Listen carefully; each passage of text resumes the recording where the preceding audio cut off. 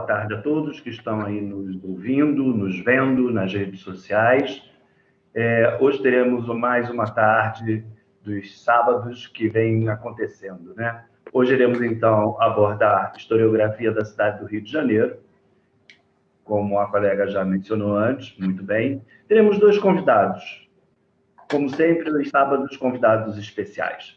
Iremos começar com o professor Frederico Morato, que é do Colégio Santo Inácio, faz doutorado em História, é da Rede Jesuítica de Educação, e hoje ele vai nos trazer os bispos do Rio de Janeiro no período colonial, com ênfase em Dom José Justiniano Mascarenhas Castelo Branco. Por favor, professor Frederico, é com o senhor. Seja bem-vindo, a palavra é sua. Vamos apreciar e nos deliciar com a sua apresentação.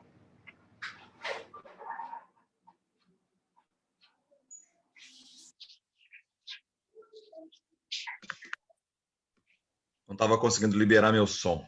Enfim, cá estou. Coisas da tecnologia, né? Cá estou. É um prazer inenarrável estar aqui no meio de tanta gente querida. César é meu amigo também de alguns anos. A gente não só divide os corredores do Colégio Santo Inácio, como a gente também tem aí uma amizade bacana, a gente troca bastante ideia, e não preciso nem dizer que os nossos assuntos são sempre regados a muita história, né?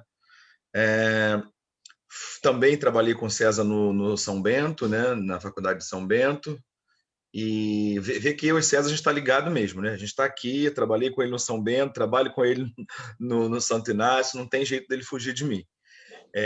Mas tive que me afastar do São Bento por conta do seminário, mas sempre estou lá com Dom Anselmo, enfim, outra pessoa que eu gosto muito.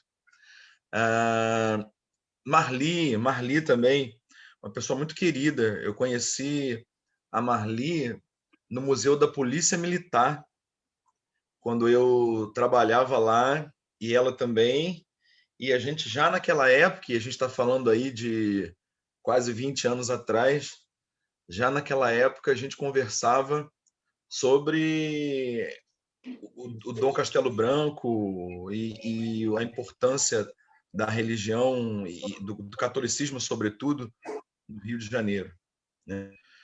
Professora Márcia Valéria, querida amiga também, que divide comigo aí pesquisas e trocas de experiência, de ajuda mútua, a gente sempre se falando e se telefonando aí, ora sobre uma foto de um bispo, ora sobre os concursos da Unirio, toda hora a gente está se falando.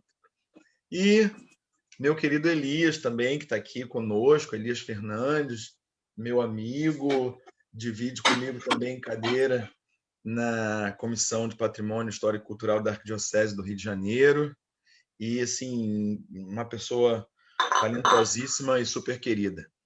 Então, eis-me aqui no meio de tanta gente legal para tentar trocar uma ideia, conversar um pouco sem, como eu posso dizer, sem a vaidade do academicismo, embora não tenha como fugir do acadêmico, mas despido de toda a vaidade. Estou aqui para que a gente possa trocar uma ideia em relação ao surgimento do Rio de Janeiro em meio ao imaginário religioso de uma localidade que, quer gostem hoje em dia ou não, porque parece até crime hoje quando se fala de igreja e de religião, né? Você parece até que está cometendo um grave erro, sobretudo no meio acadêmico. Só eu sei o quanto foi difícil para mim levar essa pesquisa sobre igreja em algumas instituições acadêmicas.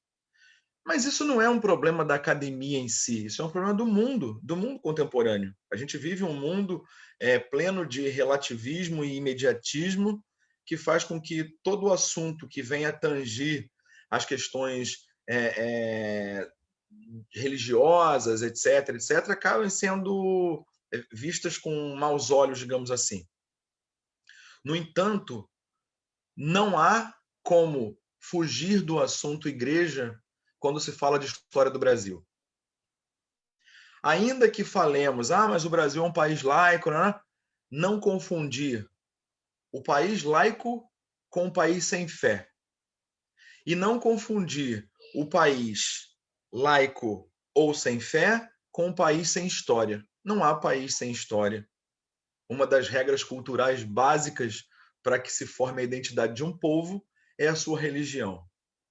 E sabemos que a Igreja Católica, ela esteve à frente do processo colonizador até o fim colonizador, por assim dizer. Mesmo no período imperial, após a colônia, o Brasil ainda assim ele tem um laço muito estreito com a Igreja.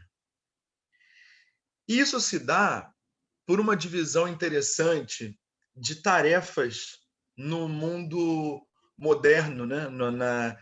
No grande arcabouço de tentativa, através da expansão, atingir outros lugares, se buscar novas riquezas. Isso era muito claro para os empreendedores, digamos assim, para o mundo imperial, mas para a Igreja, ao contrário do que muitos historiadores defendem, não era tão simples. A Igreja não tinha um interesse em expandir o seu número de fiéis e fazer com que o mundo se curvasse ao catolicismo e só. Eu não digo que não tinha esse interesse, mas não posso dizer, seria leviano da minha parte dizer que o interesse era só esse. Havia sim o interesse missionário da evangelização, da propagação da fé e de se levar à frente o cristianismo, à frente até do processo imperial. E é importante dizer isso porque eu escuto alguns colocando como se a Igreja, devido a uma subordinação que nós citaremos mais à frente em relação ao padroado, a sua subordinação à autoridade real e tudo mais, algumas pessoas acham que a Igreja ela tinha como objetivo, ou só como único objetivo, somar com o processo imperialista, sendo um dos braços da coroa. E vale a pena dizer que não era bem assim. Se a gente for olhar por outro ângulo, pode ser até o contrário. De repente, a coroa se fazia também próxima da Igreja para atingir o seu objetivo, se aproveitando da missão evangelizadora da Igreja. O que eu estou tentando dizer aqui é o seguinte: temos que parar de achar que na história do Brasil a Igreja era uma vilã que tinha por interesse o poder e queria, porque queria, chegar no navio português e dominar os índios e mais tarde os escravos. Não existe isso. A missão da Igreja, ela sempre foi e é até os dias atuais, porque a Igreja é linear na história. A missão da Igreja é o seu processo evangelizador. É claro que, por conta da direção humana, em muitos momentos, há sim uma divisão de interesses e tudo mais, porém, a gente acaba esbarrando aqui no que é poder temporal e no que é poder espiritual. E a Igreja, enquanto representante do poder espiritual, não tinha por interesse, ou como único interesse, terra por terra. O objetivo era alma por alma. Essa é a questão. E é interessante porque nós sabemos que o Brasil, né, já dizia o seu Amoroso Lima, que o Brasil teve a presença do Estado antes de ter a presença de um povo. É verdade, o Estado se fincou e se fez presente, tentando já organizar a sua regra estrutural através da missão da coroa, sem pensar na identidade e na formação daquele povo. No entanto, a Igreja ficou com a parte do povo. Fazer o povo falar uma única língua, ter uma única cultura, uma única fé, ou seja, a identidade de um povo, e nós sabemos que esse Estado sem povo é ineficaz, ficou ao encargo da Igreja. Por essa razão, eu sempre defendo isso, desde o início do meu mestrado eu defendia isso lá atrás, quando eu digo que se o Brasil teve Estado antes de ter povo, ele teve igreja antes de ter Estado. Até porque, no período chamado pré-colonial, né, nas 3 primeiras décadas após o descobrimento do Brasil, a coroa portuguesa não manifestou uma efetiva ação para organizar o Estado colonial, na sua visão colonial, mas o Estado português presente. No entanto, a igreja não abandonou. De 1500 a 1530, a igreja continuou presente, continuou atuando e continuou evangelizando. Quando a gente fala de Rio de Janeiro, a gente não tem como escapar da ideia de Brasil como um todo. Porque, sobretudo eu que estudo o período colonial, a gente tem que compreender que, até porque essa concepção de Sudeste, Centro-Oeste, isso é algo muito recente. Se parar para pensar, efetivamente, isso começa a entrar em voga mesmo a partir da década de 60, 1960, pelo IBGE. Até então, era só Norte, Sul e pronto. O restante nem se falava muito, se falava no Norte e no Sul. Então, a história da igreja no Brasil, é claro que ela permeia pela região norte, porque a gente não tem como escapar da chegada, do Bispado de Salvador, da estrutura eclesiástica que se monta em Salvador. Porém, sabemos que quando há a transferência da capital para o Rio de Janeiro, a gente tem aqui uma solidificação do poder da coroa portuguesa.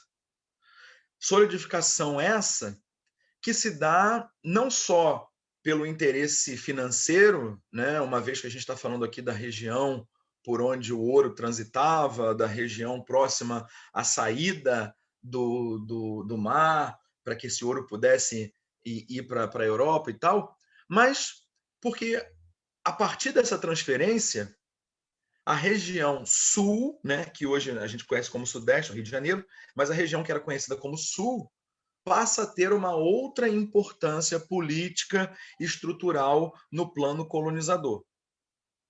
Pois bem, primeiro é necessário a gente entender um pouquinho a ideia de poder. Que tipo de poder a gente está falando? Qual é o poder da igreja e qual é o poder da coroa? Sim, porque eu tenho poder na estrutura Foucaultiana, que me mostra que o poder não tem uma sede em si, não tem uma sede material do poder, que o poder é algo que transita pelas partes. O poder é algo que se busca, porém algo inalcançável. Se você for pensar, analisar bem a ideia de Foucault, o poder, na verdade, é aquilo que transita por você e não você por ele, né? Então, quer dizer, eu estou falando em termos de igreja, eu posso estar bispo e sou, claro, porque há uma ordenação, uma marca indelével teologicamente falando, mas eu estou bispo desta diocese agora e por isso tenho poder sobre ela, mas futuramente, se eu me aposentar ou se eu for enviada para outra, o poder desta arquidiocese passou por mim e eu não detenho ele, eu não levo comigo. Isso numa visão Foucaultiana. Agora, se eu for pensar numa visão weberiana, eu acho que aí é que tinha o grande problema entre coroa e igreja, porque, segundo a ideia do poder legítimo em Weber, né, que ele deixa claro lá nos escritos sobre o poder, a igreja tinha o poder legítimo, porque o poder legítimo é aquele que é inquestionável. Não é que não se possa questionar a ordem que vem daqueles que detêm esse poder, mas passa a ser inquestionável a partir do momento que se trata de uma autoridade religiosa, quer seja o presbítero, quer seja o próprio bispo. Ninguém discutia que o padre era o padre e que o bispo era o bispo. Podia se discutir até se concordavam ou não com a determinação deles, mas uma vez que a determinação fosse dada, isso não entrava em discussão. Assim como a coroa portuguesa, por sua vez, também detinha o poder legítimo aos olhos dos homens. Porque está se falando de um poder estrutural, de um poder organizado por uma sociedade que se estabelece que a partir do momento que você diz aquela terra é minha, cartografa ela, envia uma carta para Santa Sé pedindo para que aquela terra seja reconhecida como sua, a partir daí a terra é sua. Então, a coroa portuguesa também não deixava de ter o poder legítimo segundo Weber. E aí começa a história do Brasil. Qual é o grande gancho aí em relação à igreja e à coroa? Porque o padroado regios, ou ius patronatus, também como conhecido em alguns livros, ele demonstra bem isso, né? Na verdade, as pessoas falam muito que o padroado é uma questão que vem da realeza lusitana e da realeza hispânica, mas na verdade não é, né? O padroado existe desde a época do Império. Basta você parar para pensar na influência de constituiza o culto cristão e na influência dos demais imperadores, né? Teodósio, então, quando vai reconhecer o cristianismo católico, né? Não poderíamos usar o termo católico, que eu estaria cometendo um sacrilégio, mas sabemos que se fala da Igreja Católica. Então, Teodósio em si, quando ele estabelece o cristianismo e passa a influenciar nas decisões, para mim isso já está mostrando o padroado. O padroado, para quem não conhece, é, na verdade, o direito do monarca de se intrometer em assuntos eclesiásticos em troca de favores eclesiásticos também, digamos assim. Era muito comum, naquela época, no período colonial, que o monarca português indicasse ao Papa quem ele queria que fosse o bispo local. Isso na tentativa de ter certas regalias para com esse bispo, porque fazendo isso, ele teria criado um novo bispo, digamos assim. Ou pelo menos colocado à frente da região um bispo que lhe interessasse. Pois bem, evoluímos um pouquinho, estamos falando da estrutura de organização do século XVI, e aí vamos começar do XVI para o XVII a pensar na estrutura desta sociedade e no papel da igreja aí. Bom, estamos falando de uma sociedade de indígenas que passa a ter um contato geralmente pacífico, nem sempre, mas geralmente pacífico com o europeu. Depois temos ainda diferentes regiões da Europa que começam a vir para essa nova terra aqui, quer seja por investidas na tentativa de lucrar alguma coisa, como foi o caso da França, ou quer seja como uma mera fuga das perseguições religiosas da Europa. A partir daí começamos a ter uma miscigenação europeia que vai além da portuguesa. Começamos a ter o contato com os indígenas, começamos a ter o contato com os escravos, a partir de uma organização, sobretudo do ciclo açucareiro para lá, a gente tem uma organização escravocrata bem sólida, né? No 16 já começa essa organização com o nosso governador-geral, mas no 17 está bem firme. Então pensem, uma cultura escrava, negra, com uma cultura indígena, a cultura indígena por si já não conversa sozinha, porque são diferentes tribos e diferentes culturas, porque a gente generaliza, né? Cultura indígena. Mas quantas tribos existem com culturas diferentes? Então, a cultura indígena, as diferentes culturas indígenas, a cultura africana também, de suas diferentes tribos, quer de onde vinham os escravos, mais a cultura europeia, hora da França, hora de Portugal, hora da Holanda, todo mundo junto. E que identidade se monta numa estrutura colonial como essa? Me expliquem. Que língua se fala? Que ideia de poder se dá a essa estrutura? De que maneira se coloca nessa estrutura de organização um único caminho a ser seguido? Porque senão vira uma torre de Babel. E é interessante porque isso vai acabar convergindo na cruz, porque é justamente a igreja que vai dar esta forma. Por isso comecei minha apresentação dizendo aqui que não há como se falar de história do Brasil sem se falar de história da igreja no Brasil, porque se fundem. É a partir do que diz a igreja, a partir de como a igreja vai evangelizar e a partir do que a igreja diz em termos de costumes e moral, certo e errado e tal, que esta sociedade que fala diferentes línguas, que vem de diferentes regiões, começa a se organizar, começa a se montar e a se estruturar. E aí não há nenhum problema em se dizer que a organização colonial brasileira se faz à sombra da cruz. Vejam, é muito comum a gente ouvir assim, a igreja ela foi a favor da deturpação da cultura indígena em nome da evangelização. Pois é, e o que fizeram os jesuítas? Que se misturaram com os indígenas, que aprenderam a linguagem dos indígenas, que interpretavam para os indígenas.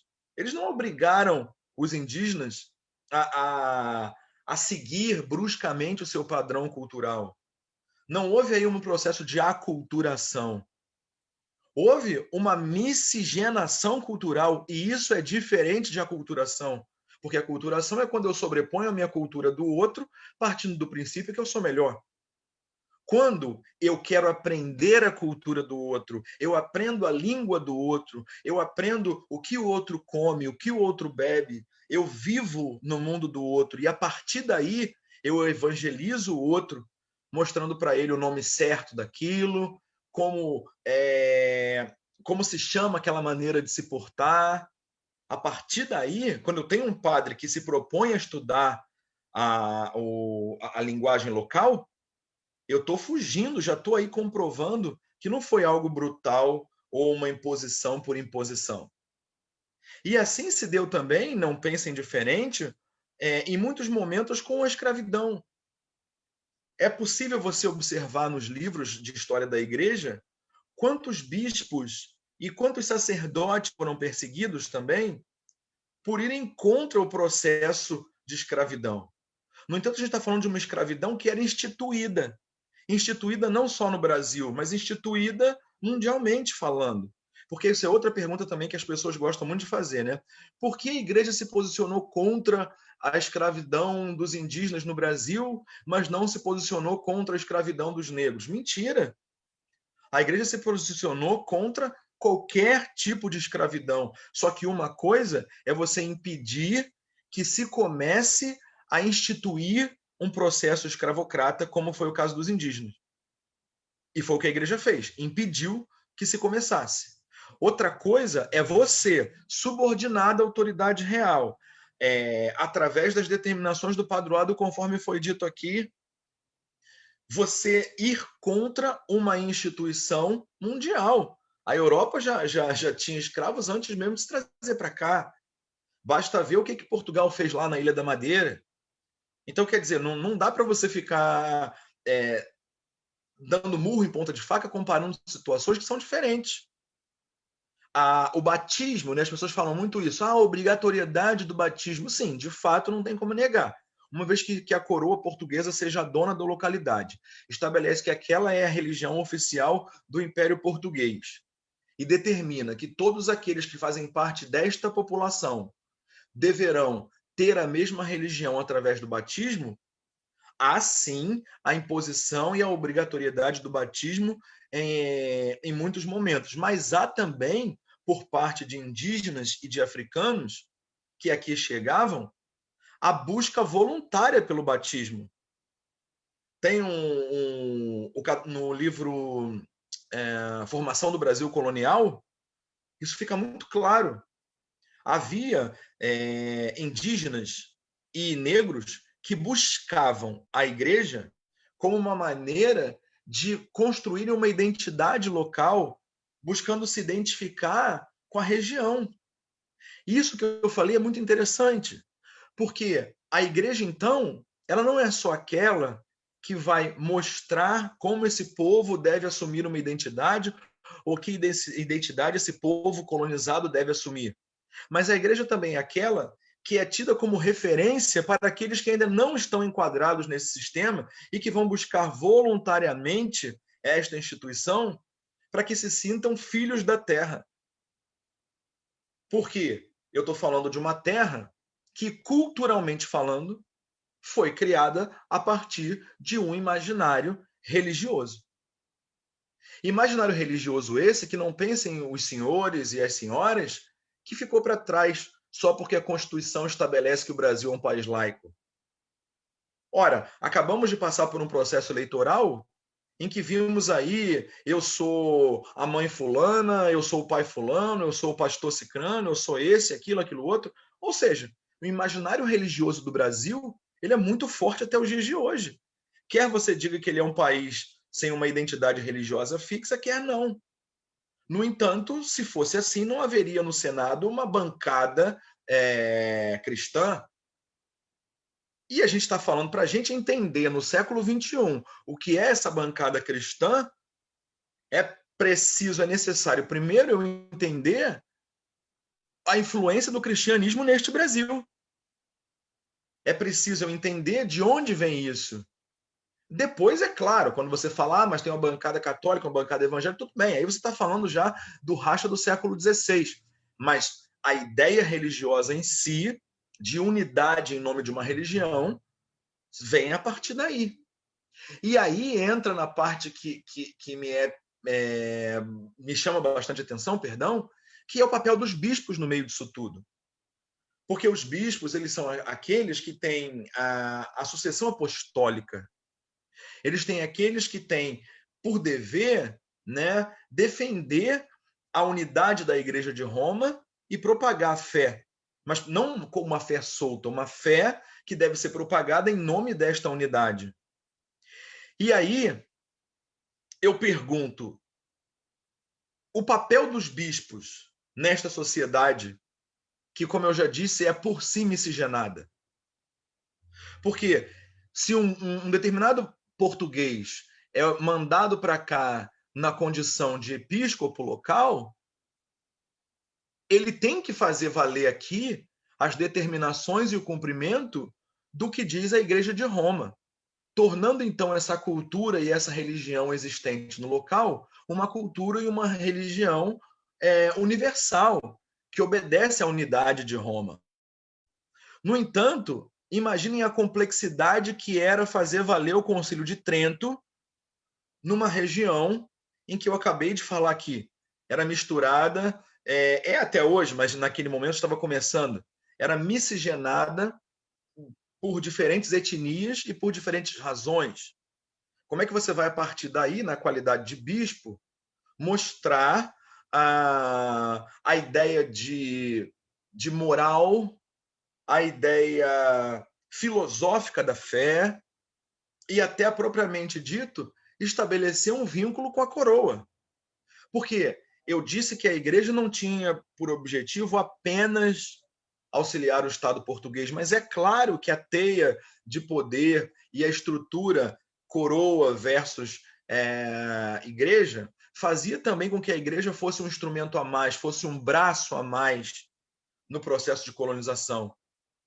E por conta do padroado, sabemos que a igreja não estava totalmente, mas estava também, de certa maneira, subordinada às vontades da coroa. Certa vez eu tive a honra de conversar com Dom Eugênio Salles sobre isso, e conversando com Dom Eugênio usou uma expressão muito forte. Ele falou, é interessante ver como no Brasil, durante muito tempo, o clero, em toda a sua estrutura, alto ou baixo, ele era visto como uma espécie de funcionário público. E é verdade o que o Dom Eugênio falou, porque era assim que a coroa via, né, os seus bispos, via como pessoas que deveriam obedecer à sua estrutura colonizadora.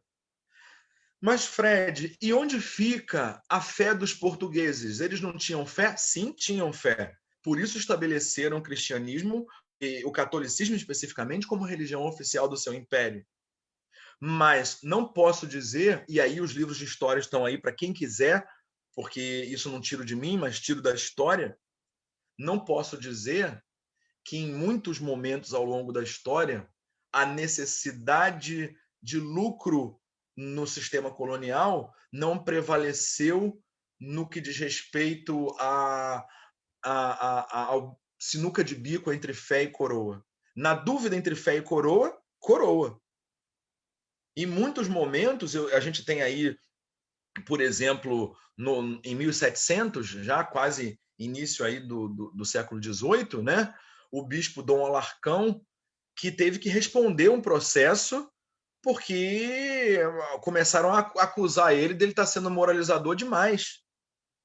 Temos exemplos de outros grandes bispos, como foi o caso de Dom Frei Guadalupe, como foi o caso do próprio Dom Castelo Branco, que é o bispo que eu estudo, Dom Joaquim José Justiniano Mascarenhas Castelo Branco, só o nome dele já é uma tese, mas enfim, Dom Castelo Branco, ele é, na verdade, um símbolo marcante de uma conciliação, na verdade, entre essa influência do poder espiritual local e a necessidade da coroa. Por que eu estou dizendo isso? Porque ele foi o único bispo brasileiro, o único bispo nascido no Brasil, e mais especificamente falando, o único bispo nascido no Rio de Janeiro, nota, não só no Brasil, mas no Rio de Janeiro, então foi o único bispo brasileiro a assumir uma diocese no período colonial.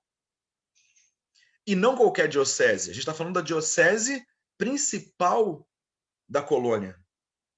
A gente está falando aí da Diocese do Rio de Janeiro, que era, na verdade, a capital. Dom Castelo Branco, ele teve que lidar com esse anseio popular por uma busca em relação ao nacionalismo, a uma aproximação de brasileiros. Os livros de história também mostram aí quanto no século XVIII. Só para situar vocês, esse bispo ao qual eu me refiro é um bispo do século XVIII. Ele foi nomeado para a Diocese do Rio de Janeiro em 1774 e foi bispo do Rio de Janeiro até 1805. Então, estou falando de um bispo que pegou quase a chegada da família real. Estou falando de um bispo do século XVIII que foi de 774 até 1805. Foi um bispo que enfrentou as chamadas revoltas, parte de algumas revoltas nativistas, mas também as revoltas chamadas nacionalistas. Estou falando do bispo que presenciou a expulsão dos jesuítas. Estou falando de um bispo que presenciou o combate à Inconfidência Mineira. Estou falando de um bispo que esteve presente na sentença do Tiradentes, no cumprimento da sentença do Tiradentes. Então, eu estou falando de um bispo que sabia do anseio e da necessidade local de já se formar uma identidade nacional. Embora a Inconfidência Mineira tivesse, sabemos, uns interesses específicos, mas o pensamento de nacionalismo já vigorava, porque a gente está falando do Renascimento que influencia o mundo desde o século XVI e mais tarde a ideia de nacionalismo de fato com o iluminismo. Então a gente está falando daí de um bispo que pega justamente o auge do iluminismo numa região que é influenciada por esse iluminismo que vem de fora, não só o iluminismo às vezes tirano, como era o caso do português, mas o iluminismo francês, das pessoas que estudavam lá fora e que voltavam para cá, já influenciando o pensamento local. Então, a coroa portuguesa, ela sabia o que estava fazendo quando nomeou esse bispo. Porque apesar de ser um bispo local, que conhecia tudo, não deixava de estar também subordinado a essa coroa. Eu tenho relatos na minha pesquisa de quantas vezes esse bispo teve que pedir à coroa portuguesa a sua côngrua, que estava atrasada, porque ele tinha que sobreviver. E isso vinha da coroa. E assim a coroa garantia o poder sobre a autoridade episcopal. Não foram também as poucas as vezes em que esse bispo foi chamado a responder à rainha, né, já a Dona Maria, em relação a algumas decisões que ele tomava. É necessário a gente começar a pensar, então, na dificuldade que era se organizar uma unidade religiosa no Brasil, e, ao mesmo tempo, pensar o quanto os episcopos, que aí é a parte que me toca, né, o que eu estudo, na verdade, o poder episcopal, o quanto os episcopos tinham que lidar com a dificuldade de administração em suas dioceses. Porque você imagina o que é você... Temos que lembrar que uma carta que eu fosse escrever hoje, né, para o Brasil, ela chegava depois de meses. Né? A gente não está falando aqui do período de internet, nem Sedex. Nem... Então, a dificuldade de comunicação por si. A gente está falando de uma região que já era colonizada por algumas figuras, às vezes até duvidosas. Não é também novidade, a história mostra isso, que Portugal, no início da colonização, quando queria sentenciar alguém, mandava para o Brasil. O cara lá era um assassino, um ladrão, qualquer coisa assim, e a sentença dele era vir para cá. E esse cara, às vezes, ele também, numa necessidade de se afirmar na sociedade local, buscava o clero. Então, eu também estou falando de um clero que precisava de constante moralização, um clero que precisava de constante observação e cuidado, mas que ficava na mão de um determinado bispo. A diocese do Rio de Janeiro, por exemplo, era uma diocese que ela ia desde parte do Nordeste até o sul do Brasil. E como é que você vai administrar tudo isso sendo você um só, a cavalo, com as cartas que demoram a chegar, com uma população que, devido à sua história miscigenadora, já não tem o mesmo costume sempre? Então faz a visita pastoral num lugar, é de um jeito, faz uma visita pastoral no outro lugar, é de outro jeito. E o bispo tendo que prestar obediência ao Papa e garantir a unidade administrativa da igreja no Brasil. Ou seja, era a função desse bispo fazer com que o que Roma dizia, no caso o Concílio de Trento, que a gente estava vivendo nesse período, deveria ser efetivamente cumprido aqui. Mas como cumprir esse concílio nessa situação, com essa escassez de possibilidades de regularização? O bispo a qual me refiro, Dom Castelo Branco, por exemplo, Dom Joaquim, José, Gané Castelo Branco, ele chegou até a implementar as visitas pastorais. Se eu tivesse que falar, eu não posso falar isso porque eu estaria cometendo um anacronismo, mas é mais ou menos como se fossem os leigos que trabalham em nome da igreja, efetivados a partir do Concílio Vaticano II. Como se fosse ele nomeia pessoas que façam visitas pastorais em seu nome e passavam para ele os relatórios. O bispo anterior a ele mandou construir uma prisão só para padres, por conta dos desvios enfim, dos desvios que aconteciam por conta do vício local. Não era uma maldade, entende? Não estamos falando no sentido antropológico. Vivia-se em um local em que ser contra a regra é que era a regra. E cabia à igreja, que teve a sua missão desde seu início de tornar a colonização algo linear, também colocar essa estrutura colonial bagunçada numa estrutura linear de acordo com as regras da Europa. Mas aí sabemos bem, né? Como fazer isso? Não é à toa, queridos, isso mostra aí Ronaer, Aze, todos eles mostram isso, o quanto o catolicismo no Brasil é um catolicismo diferente. Diferente até do catolicismo dos nossos países vizinhos. Hoje, América Latina, existe uma determinada parte na liturgia que só aqui que se tem. Existe algumas regras e maneiras de se lidar, ritos, que nós aqui fazemos, claro, em comunhão e unidade com Roma, porque tem que ser, isso é uma igreja universal romana, mas que tem também a influência da cultura local. O catolicismo no Brasil é um catolicismo diferente do catolicismo dos nossos países vizinhos. E mais diferente ainda do catolicismo da Europa. Agora, no meio de tudo isso, existe aí, agora eu já estou jogando a bola para o meu amigo César, existe no meio de tudo isso uma estrutura da igreja, uma linha na igreja que serviu nesse momento de elo, que eram os jesuítas, que funcionou no processo de colonização, funcionou no processo de miscigenação cultural, eles funcionaram no processo organizacional da educação, como é até hoje. A educação jesuíta, eu sou suspeito de dizer, mas é uma referência, porque desde o início essa foi a missão dos jesuítas, né? O processo educacional, mas em inúmeros momentos da história do Brasil, os jesuítas, eles concordavam com o que tinham que concordar, mas também batiam de frente com o que tinham que bater, porque eles não estavam interessados na subordinação entre a vontade da coroa ou a vontade local, mas no que dizia a igreja. E isso é que gera o grande confronto quando se fala deles com Pombal. Isso gera um grande confronto quando a gente fala da expulsão deles aqui. Mas vale a pena, só para resgatar aí a memória de todos, a importância dos jesuítas em vários períodos, inclusive na fundação do Rio de Janeiro. Não fosse os jesuítas convencer os indígenas que deveriam lutar a favor dos portugueses para expulsar os franceses.